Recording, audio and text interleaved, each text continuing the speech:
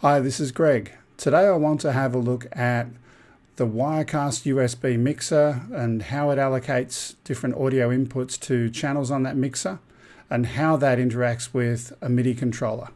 The particular controller that I use is an Akai APC40 Mark II, which is this little beast over here. So on the screen at the moment, I've got a Wirecast document that I use on a regular basis, at least the template. I use this one on a regular basis. Now, what I'm going to do is I'm going to pretend I'm running the show that I would do with this document. So I'm just going to bring up over the top here my USB controller. So that's showing me the channel 1 and 2 over here. The first one is a Title Alive NDI shot, which is announcements, and the second one is another NDI shot from Title Alive, which is a topic or subtopic in the show that I'm running. And both of those are sitting there in that first shot there. Then the next thing I'm going to do when I start my show, I'm going to load this. Normally that'd have a countdown there until the show goes live as part of pre-roll credits, and then I'll have this audio source. So let's go and send that live now. Now the first thing you notice is that channels 1 and 2 have just changed. Previously they were announce and topic, but now I've got an MP3 file on channel 2 and I've got a different audio source on channel 1 from another NDI input. Now that makes life difficult, because then the next thing we're going to do is activate an audio layer like this one here. So that would activate my microphone. And if I want to adjust my microphone volume at that point, which fader do I use? It's fader number 3, but that used to be the announce one, or was it the topic, or, you know, it's totally random as to which one is being used on which fader, which is a little bit annoying to say the least. So especially if you're using something like this, right? So I have that desk sitting away from the Wirecast console. So you can see behind me there's a green screen, and I normally sit closer to the screen over there at the back. I cannot see the screen.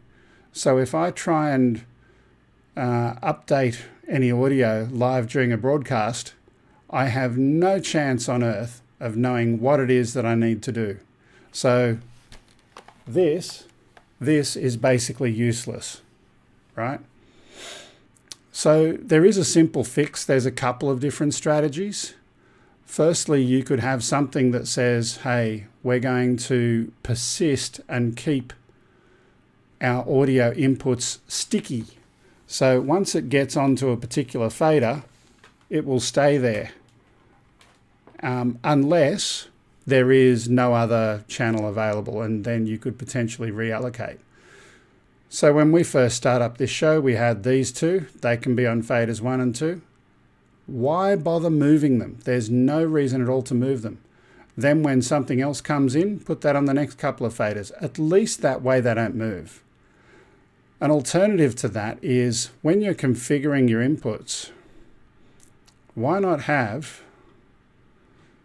on the audio tab over here something that allows you to define which audio fader you want to use for that particular input. And you could be smart about the way you do this, so that when you first click a pull down list, let's say of 1 to however many, all of them will be available the first time you configure an input. Then let's say we put this on channel 3. Then after that, we're going to go and have a look at this one over here. And the list that you have can have channel 3 showing there in a different color potentially. So let's say red. Now, if you go and select channel 3, it will clear that allocation on every other input, because you shouldn't have 2 audio inputs hardwired to the one fader. It just doesn't make sense. So look, that's one solution I've given. The other solution I gave before was to make them sticky.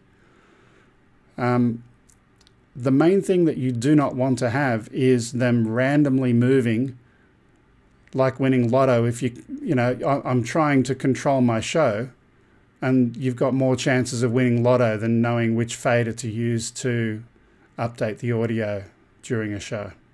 Anyway, that's enough for now on this one. I'll see you next time. Bye for now.